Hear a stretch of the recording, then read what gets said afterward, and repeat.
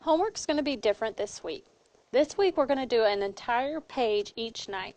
And then the next night you'll watch the video, or at school the next day you'll watch the video to check over your homework and correct any mistakes you may have made.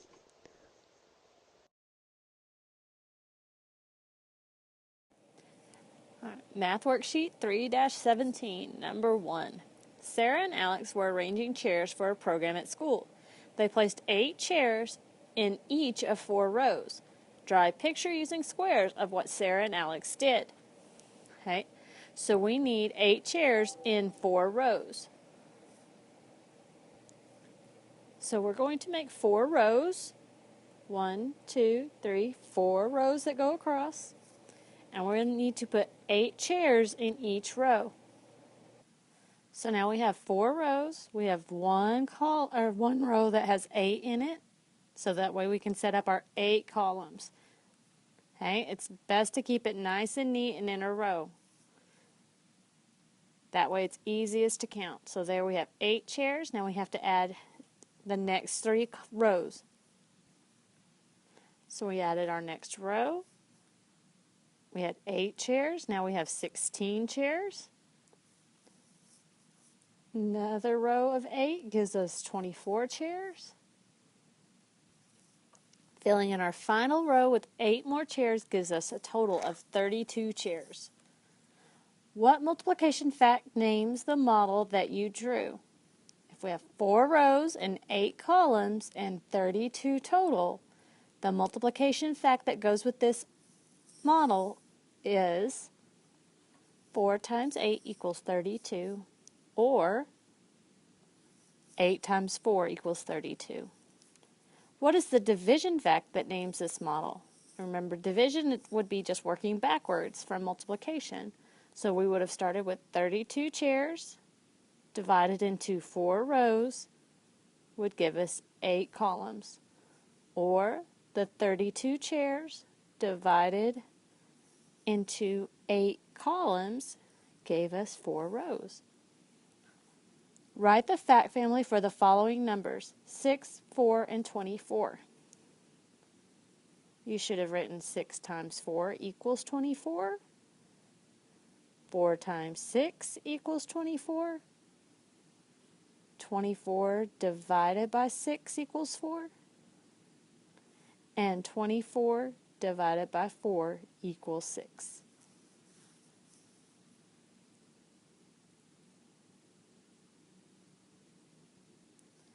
Question number 2. A painter is painting a wall using squares of different colors. Each square is equal to 1 square foot.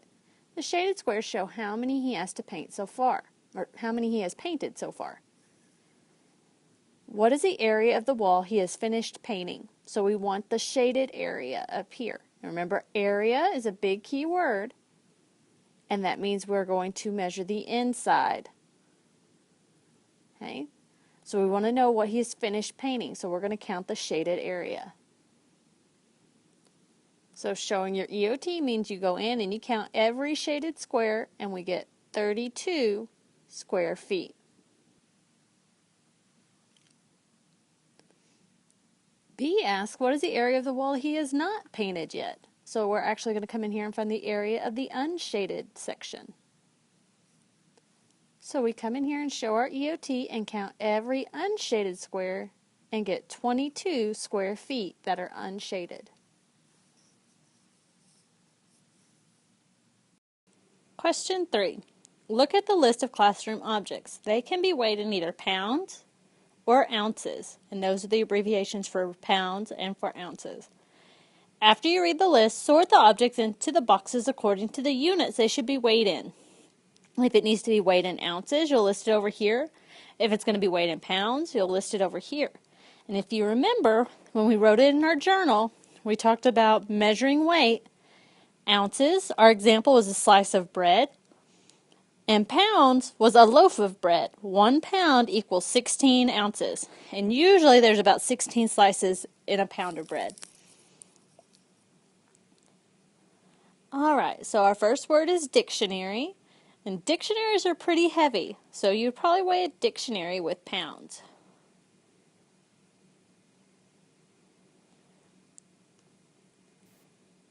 Next, scissors. Scissors are fairly light, so we would probably weigh scissors in ounces.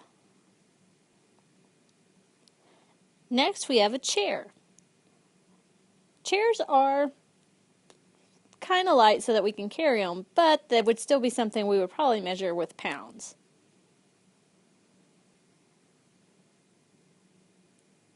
Computers are really heavy. That would definitely be something we would measure in pounds when we're talking about the tower and the monitor and all the pieces that go along with it. A roll of tape is fairly light and we would probably weigh it in ounces. A marker, another light object that would be weighed in ounces. Next we have a backpack. A backpack by itself, empty, probably doesn't weigh very much, but the backpack you're used to carrying is full of stuff. And I'm going to put backpack in pounds. Next we have 3 pencils. 3 pencils are going to be very light and need to go to ounces. Next we have a computer mouse. The computer mouse is really light and easy to move, so it's going to go into ounces as well. And finally, a desk. Your desk is very heavy and would be something we would definitely measure in pounds.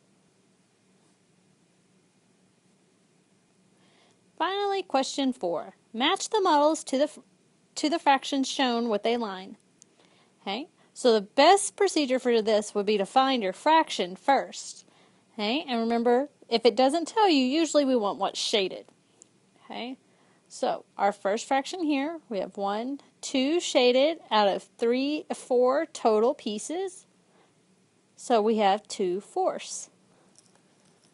Next we have 1, 2, 3, 4, 5 shaded pieces out of 6, 7, 8, 9 total pieces. 1, 2 shaded pieces out of 3, 4, 5, 6, 7 total pieces. Then we have 1, 2, 3, 4 shaded pieces out of 5, 6 total pieces. 1, 2, 3 shaded pieces out of 4 total pieces. So now we can match up what needs to match up. Let's see, 2/4. None of those are 2/4. Well, let's see if we have 5/9. There's 5/9, so we can match that one up. Okay, 2/7. We can match that one up. Okay, so number 2 went with D, and number 3 went with A. 4/6. No 4/6 either, but I saw 3/4, so we can match up B to 5. Now, we've got 2/4 and we've got 4/6 left. The other fractions over here that we have left are 1/2 and 2/3. Now, if we look at our fraction up here, remembering equivalent fractions, we could break this into 1 shaded part out of 2 total parts, and 2/4 is equivalent to 1/2. So 1 goes with C. And if we look at 4/6, we can group it together to have 1, 2 shaded groups out of 3 groups total to give us 2/3 being equivalent to 4/6. Always remember, if you're finding your fraction and you do your first fraction and you can't find an answer choice that goes with that one, not to freak out and think you got it wrong, but to go look back and see if you can find an equivalent fraction.